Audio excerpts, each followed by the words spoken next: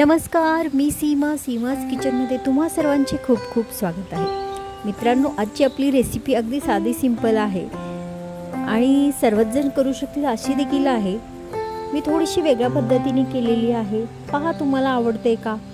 जर आवडलीच तर रेसिपीला नक्की लाईक करा, जास्तीत जास्त शेअर करा आणि सबस्क्राईब केले नसेल तर सबस्क्राईब देखील करा.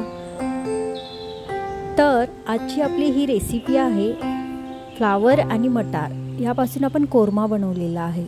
अगदी सिंपल अशी रेसिपी आहे, कोणीही बनवू शकेल.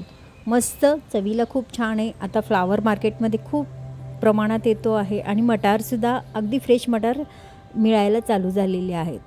या रेसिपीमध्ये आपल्या या दोन्ही मेन भाज्या असणार आहेत. त्याचबरोबर अजून साहित्य आपल्याला लागणार आहे.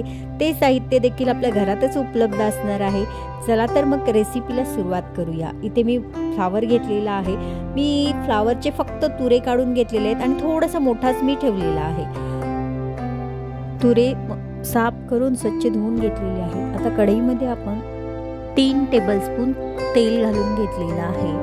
हे तेल थोडंसं आपल्याला गरम करून द्यायचं आहे आणि या गरम तेलामध्येच आपल्याला थोडेसे गरम मसाले, म्हणजे जास्त प्रमाणात नाही आहे, फक्त एक दालचिनीचा तुकडा आपल्याला या तेलामध्ये घालून घ्यायचा आहे आणि एक लवंग. हे फक्त 2च पदार्थ आपल्याला या तेलामध्ये छान असे सुवास येईपर्यंत परतवून घ्यायचे आहेत. त्याचबरोबर याच्यामध्ये आपल्याला मी इथे 3 मध्यम आकाराचे कांदे आहेत, ते एकदम बारीक आकारात कापून घेतलेले आहेत. ते मस्त गोल्डन ब्राऊन कलर येईपर्यंत आपल्याला हे भाजून घ्यायचे आहे. गॅसची आच मध्यम ठेवायची आहे. मोठ्या गॅसवर कांदा भाजायचा नाही, तर तो जळू शकतो.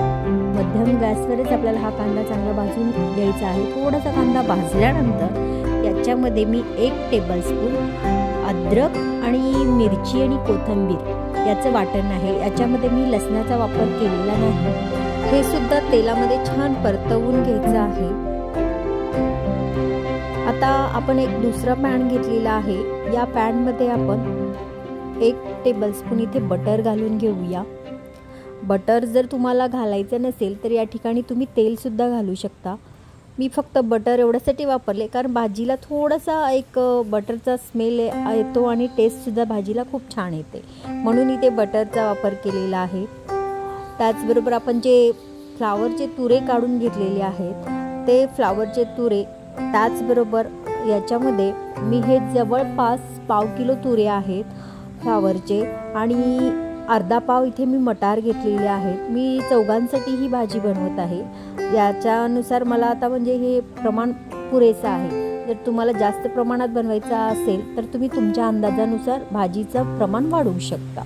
आता हे दोन्ही आपण मस्त या बटरमध्ये परतवून घ्यायचं आहे. म्हणजे थोड्याफार प्रमाणात आपल्याला जवळपास 70 to 80% आपण हे असंच शिजवून घेणार आहोत. आता याच्यावर थोडंसं झाकण ठेवून आपण एकदम मीडियम टू लो गॅसवर हे असंच झाकण ठेवून थोडंसं शिजवून घ्यायचं आहे. म्हणजे 70 to 80% आपल्याला हे असंच थोडंसं, म्हणजे जास्त पाणी घालून जर आपण शिजवलं तर फ्लावर अजिबात चव लागत नाही. थोडंसं कच्चाच फ्लावर असला पाहिजे, अशा पद्धतीने आपण भाजीमध्ये वापरणार आहोत.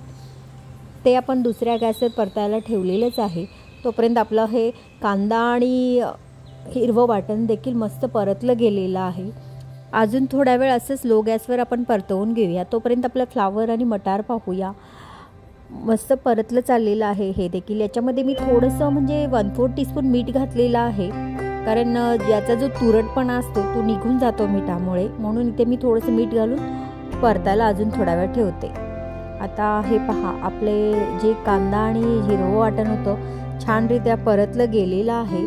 याच्यामध्येच आता आपल्याला जे आपले पावडर मसाले आहेत ते घालून घ्यायचे आहेत. या ठिकाणी मी सुरुवातीला घातलेला आहे 1 टीस्पून जिरे आणि धने पूड मी घालून घेतलेली आहे. त्याचबरोबर 2 टीस्पून इथे मी मिरची पावडर घालून घेतलेली आहे. तसेच आपल्याला याच्यामध्ये अर्धा टीस्पून हळद पावडर घालून घ्यायची आहे. मस्त हे मसाले तेलामध्ये आपल्याला परतवून घ्यायचे आहेत. तेलामध्ये मसाले परतल्याने आपल्या भाजीला जो कलर येतो तो खूप सुंदर येतो, म्हणून नेहमी मसाले सुरुवातीला तेलामध्ये छान परतवून घ्यायचे. आणि मसाल्याचा कच्चापणा देखील निघून जातो। आता मसाले छान परतले गेलेले आहेत। याच ठिकाणी आपण इथे मी 2 मध्यम आकाराचे टोमॅटो आहेत, त्याची ग्रेव्ही करून घेतलेली आहे। या ग्रेव्हीमध्ये मी काहीच वापरलेलं नाही। बरेच जण या भाजीमध्ये घट्टपणा येण्यासाठी काजू किंवा अजून म्हणजे मगज बिया वगैरे असतात त्याची ग्रेव्ही वापरतात, या म्हणजे ते घालून त्याची म्हणजे टोमॅटो वगैरे ग्रेव्ही बनवतात। पण इथे मी फक्त टोमॅटोज बारीक करून घेतलेला आहे आणि टोमॅटो पटकन शिजण्यासाठी इथे आपण मीठ देखील घालून घेतलेलं आहे। आता ही जी आपण ग्रेव्ही बनवली ती पूर्णपणे तेल सुटूपर्यंत परतवून घ्यायचं आहे। थोडंसं झाकण ठेवून आपल्याला याला शिजवून घ्यायचं आहे, म्हणजे जो टोमॅटो आहे तो पूर्णपणे शिजला जाईल, तसेच मसाले देखील छानरित्या शिजले जातील। आणि अधूनमधून याला हलवून घ्यायचं आहे, नाहीतर मसाला जळू शकतो। जर तुम्हाला जास्तच वाटलं की खाली जर कढईमध्ये हे मसाले लागत आहेत तर या ठिकाणी तुम्ही थोडंसं पाण्याचा वापर करू शकता, किंवा वाफेवर ज्या वाफेचं पाणी आहे ते सुद्धा याच्यामध्ये पडल्यानंतर आपोआपच हा मसाला भाजला देखील जातो। पहा, मस्त असा मसाला आपला रेडी झालेला आहे। अगदी सर्व बाजूनी तेल देखील सुटत आलेलं आहे। अजून थोडा वेळ याला आपण भाजून घेऊया।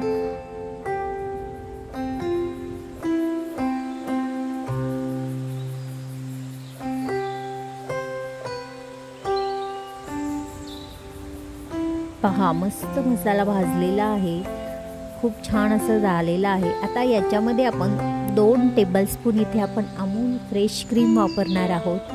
जर तुमच्याकडे अमूल फ्रेश क्रीम नसेल तर या ठिकाणी तुम्ही थोडंसं आपली जी दुधाची साय असते ती मिक्सरमध्ये थोडीशी फिरवून या वाटीमध्ये फक्त फेटून जरी तुम्ही घातलीत ना तरीसुद्धा चालेल।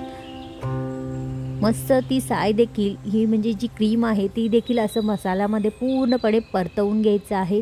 अजून थोडा वेळ याच्यावर झाकण ठेवून आपल्याला या मसाल्याला अजून तेल सुटूपर्यंत असं छान परतवून घ्यायचं आहे। एक प्रकारे छान अशी ग्रेव्ही आपोआपच तयार होते। मस्त तेल सुटलेलं आहे। आता यामध्ये जे आपण फ्लावर आणि मटार परतवून घेतलं ते घालून घेऊया। जास्तीत जास्त आता आपल्याला भाजी आपली जास्त 50 ते 60% शिजलेली आहे। यामध्ये जवळपास एक अर्धा कप पाणी आपण घालून ही भाजी थोडीशी शिजवून घ्यायची। सरसरीत अशी भाजी तयार झाली पाहिजे, अशा पद्धतीने इथे आपण पाणी घालणार आहोत। मी टोमॅटो ज्या मिक्सरमधून बारीक करून घेतलं त्याच्यामध्येच थोडंसं पाणी टाकून धुवून घेतलेलं आहे, तेच पाणी मी इथे वापरलेलं आहे।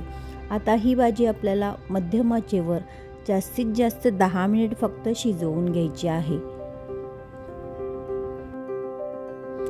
पहा, भाजी आपली आता तयार आहे। अजून 1-2 मिनिट असंच ठेवून देऊया आणि गॅस बंद करूया आणि भाजी सर्व करायला घेऊया। पहा, अगदी साधी सिंपल अशी ही रेसिपी आहे। तुम्हाला जर आवडली असेल तर व्हिडिओला नक्की लाईक करा, जास्तीत जास्त शेअर करा, सबस्क्राईब केले नसेल तर सबस्क्राईब देखील करा आणि कशी वाटली त्याबद्दल कमेंट करायला विसरू नका। त्याच्यावर थोडीशी कोथिंबीर घालून आपण ही भाजी सर्व करायला घेऊया। आपण पुन्हा भेटूया अशाच नवीन रेसिपीसोबत। स्वस्त खा, मस्त राहा, नेहमी आनंदी राहा। धन्यवाद।